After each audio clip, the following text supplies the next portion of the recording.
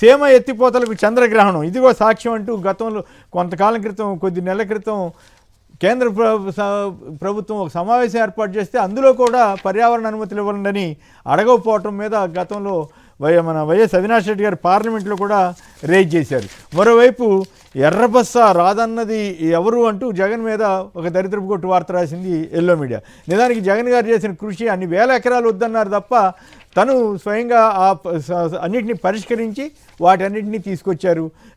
అది ఒక రూపాన్ని తీసుకొచ్చి శంకుస్థాపన చేస్తే కూడా వీళ్ళు వాళ్ళ క్రెడిట్ ఏదో వాళ్ళు తీసుకుని ఈయన క్రెడిట్ ఈయనకి ఇవ్వకుండా అసలు జగన్కి ఏం సంబంధం లేనట్టుగా ప్రచారం చేయడం వల్లే ఈ సమస్య వస్తుంది. సో శివశంకర్ గారు చెప్పండి, ఇది రాయలసీమ ఎత్తిపోతల పథకం, భోగాపురం, ఈ రెండిట్లో ఎవరిది క్రెడిట్? ఏ రకంగా చంద్రబాబు గారు నిన్న భూమన్న అభినయ్ రెడ్డి ఆధ్వర్యంలో ధర్నాలు కూడా జరిగినాయి. రాయలసీమ ప్రజలకు ఎంత మేరకు దీన్ని యాక్సెప్ట్ చేస్తారు?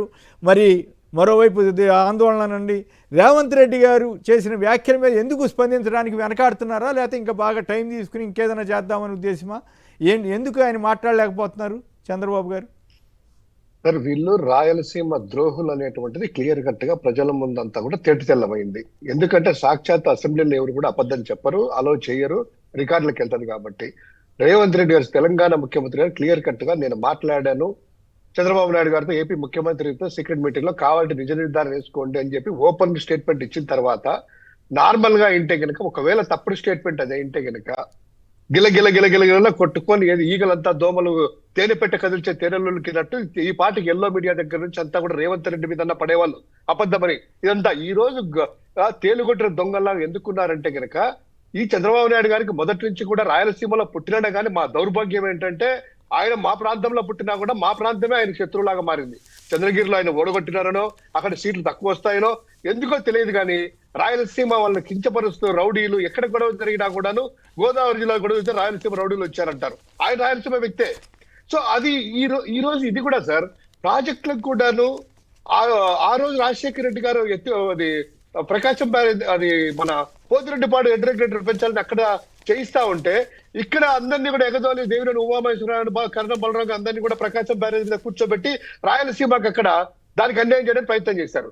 ఈ రోజు క్లియర్ కట్ గా ఈ రాయలసీమ ప్రాంతం అంతా కూడా ఎడారిగా మారుతా ఉంటే జగన్మోహన్ రెడ్డి గారు ఆలోచన చేసేసి రోజుకు 3 టీఎంసీల లెక్కన తీసుకోవడానికి ఆ రాయలసీమ ఎత్తిపోతల పథకాన్ని చేస్తే, దానికి తన యొక్క మిత్రుడి చేత, తన పార్టీ వాళ్ళ చేత శ్రీనివాస్ అని మహబూబ్నగర్ జిల్లా, ఉమ్మడి మహబూబ్నగర్ జిల్లా ఆయన చేత కేసులు ఇచ్చేసేసి చేసినా కూడా దానికి ఇచ్చేసి మనము జగన్మోహన్ రెడ్డి గారు ఎన్జిటి దానికి ఇచ్చిన మన మద్రాసు దాంట్లో వేస్తే, అది ఉన్నా కూడాను ఒక అవసరాల దృష్టిగా మద్రాసుకు నీళ్ళు ఇవ్వాలని ఏదో ఒకటి చెప్పించేసి శరవేగంగా పనులు చేయించగలిగాడు.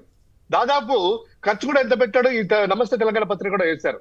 ఇది ఎలా అంటే సార్, ఆ ప్రాజెక్టు 84% పూర్తి అయిందని సాక్షాత్తు తెలంగాణ పత్రికల్లో కూడాను మాధ్యమంలో ప్రచురమైంది. అక్కడ వేగంగా ఉంది, దానివల్ల అంతో ఇంత నీళ్లు కూడా వెళ్తా ఉన్నాయి.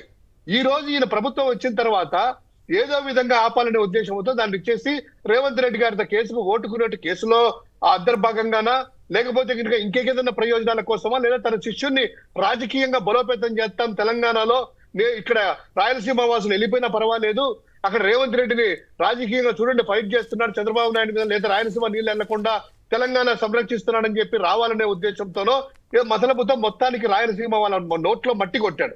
ఇదొకటే కాదు, ఇందాక మీరు వీడియోలో చూపించారు, ఎయిమ్స్ విభజన చట్టంలో వస్తే అనంతపురంకి వస్తే ఆ నుంచి తీసుకెళ్లేసి ఇక్కడ మంగళగిరిలో పెట్టాడు. లా యూనివర్సిటీ వస్తే దాన్ని తీసుకెళ్లి ఇక్కడ పెట్టాడు. తర్వాత హైకోర్టు, ఆంధ్రప్రదేశ్ హైకోర్టు అక్కడ ఉండాలని 3 రాజ్యాల ప్రాంతంగా జగన్మోహన్ రెడ్డి గారు చేస్తే దాన్ని కూడా ఇప్పుడు తీసుకొని వచ్చి బెంచ్ గా పరిమితం చేస్తామని ఇక్కడ తీసుకొని వచ్చారు. అడుగున రాయలసీమ అంటే అడుగున నోట్లో పట్టుకుంటామే. ఈ రోజు రాయలసీమ సంబంధించిన ప్రజాప్రతినిధులు ఎవరు కూడాను మాట్లాడడానికి ధైర్యం లేదు, కానీ ఆయన ఇచ్చినటువంటి ఆజ్ఞలు ఉన్నాయి. ఈ రోజు ఎందుకు చంద్రబాబు నాయుడు గారు నిన్న మాట్లాడారు కదా, రాయలసీమ ఎత్తిపోతల ఇండైరెక్ట్ గా ప్రాజెక్ట్ నేను కాళేశ్వరానికి నేను సపోర్ట్ చేశాను అని. ఇండైరెక్ట్ గా ఏమంటున్నారు ఆయన, కాళేశ్వరం నేను సపోర్ట్ చేశాను, పాలమూరు రంగారెడ్డికి నేను సపోర్ట్ చేశాను, దిండికి నేను సపోర్ట్ చేశాను, రాయలసీమ ఎత్తిపోతల పథకం మాత్రమే సపోర్ట్ చేయలేదు అనేటువంటి ఉద్దేశంతో ఆయన అన్నారు. ఒకటి సార్ క్లియర్ కట్ గా దొరికిపోయారు. రాయలసీమకు అన్యాయం చేయాలనేసి పూర్తిగా వాళ్ళు ఫిక్స్ అయిపోయారు. రాయలసీమ అంతర్భాగం కాకపోయినా దీని వల్లనే సార్ ప్రాంతీయ విద్వేషాలు అనేటువంటివి రెచ్చగొట్టడం. ఆ రోజు తెలంగాణ, ఆంధ్రప్రదేశ్ ఎలా హైదరాబాద్ డెవలప్ అయిన తర్వాత ఎలా వచ్చాయో, ఈ రోజు ఒక ప్రాంతానికే, ఒక అమరావతి ప్రాంతం ఇక్కడ దీన్ని అభివృద్ధికి ఎవరు అడ్డుకోలేదు, కానీ సమ ప్రాంతంలో అక్కడ నీటికి అవసరమైనటువంటి నీళ్లు చేశారు. ఇంకోటి సార్, ఎన్జిటి ఎందుకంటే సార్ పోలవరం కూడా ఇలానే చేస్తారు సార్. పోలవరం కూడా రాజశేఖర రెడ్డి ఇలా కేసులు వేసి అడ్డు పెట్టా కూడాను ఆ కుడి కాలువ ఎడమ కాలువలో పూర్తి చేసిన తర్వాత ఈయన వచ్చిన తర్వాత Right, ఏమన్నాడు, right. Okay, time తక్కువ. పట్టిసీమని అన్నాడు. పట్టిసీమని అనేసి ఆ విధంగా తీసుకున్నాడు. అవును. ఇక భోగాపురం దగ్గరికి రైట్ వస్తే right sir, okay time Bhogapuram అయిపోయింది దగ్గరికి రైట్ భోగాపురం అంటే దగ్గరికి. ప్రధానంగా ఏంటంటే తెలుగు గంగా అనేక స్కీములు గాలేరు నగరి ఏమీ అనుమతులతో స్టార్ట్ చేయలే, ఆ తర్వాత వచ్చినాయి కొన్నిటికి ఇంకా వస్తూనే ఉన్నాయి. రైట్ ఫైనల్గా విజయబాబు గారు సంక్షిప్తంగా మాటలు చెప్పండి. భోగాపురం ఎయిర్పోర్ట్కు సంబంధించి చేస్తున్న వ్యాఖ్యలు కానీ వాళ్ళు క్లెయిమ్ చేసుకునే తాపత్రయం మీద మీ అభిప్రాయం ఏంటి? భోగాపురం ఎయిర్పోర్ట్కి సంబంధించిన మన వీడియోలన్నీ కూడా ఇప్పుడు యూట్యూబ్లో ఉన్నాయండి. సాక్షాత్తు జిఎంఆర్ఏ ఆయన గ్రంథి మల్లికార్జునరావు గారే స్పష్టంగా చెప్పారు. జగన్మోహన్ రెడ్డి గారు ఆయన తండ్రి గారు ఆ రోజునేమో హైదరాబాద్లో ఆయన చేశాడు, ఇక్కడేమో భోగాపురానికి ఈయన చేశారు అని వారు చెప్పే దానికి ఇంకా వీళ్ళు ఎన్ని బుకాయింపులు చేసినా ఇంకా చెప్పేదే ఉందండి. తర్వాత ఈ నీటి అంటే శంకుస్థాపన ఈయన మీకు గుర్తుండే ఉంటుంది కదా, మనం చూసాం అప్పుడు ఎలక్షన్ ముందు విపరీతంగా శంకుస్థాపన చేయడం, తర్వాత వదిలేసేయడం. 96 నాటి శంకుస్థాపనలు కూడా ఇప్పటికి కూడా కొన్ని జరగలేదంటూ ఇప్పుడు కుప్పం ఎయిర్పోర్టు, తర్వాత నెల్లూరు దగ్గర ఎయిర్పోర్ట్, ఇవన్నీ ఉదాహరణలుగా చెప్తారు. ఈ నీటికి సంబంధించి చెప్తానండి. ఇంకో వ్యాలిడ్ పాయింట్ ఒకటి, ఒకవైపు ఏమో ఆల్మట్టి రాయలసీమకి సంబంధించినటువంటిది ఆల్మట్టి డ్యామ్ ఎత్తి పెంపు విషయంలో కూడా పచ్చి అవకాశవాద రాజకీయమే ఆయన ఆ రోజున వహించాడు. ఇప్పుడు పోలవరం ఎత్తు తగ్గిస్తామని చెప్పంటే దాని గురించి కూడా మాట్లాడటం లేదు. ఇప్పుడు రేవంత్ రెడ్డి మాట్లాడిన దీంతో రాయలసీమకి ఏ విధంగా జీవనాడి అండి, అది ఎత్తిపోతలు రాయలసీమ ప్రజలకు అది ఒక జీవనాడి.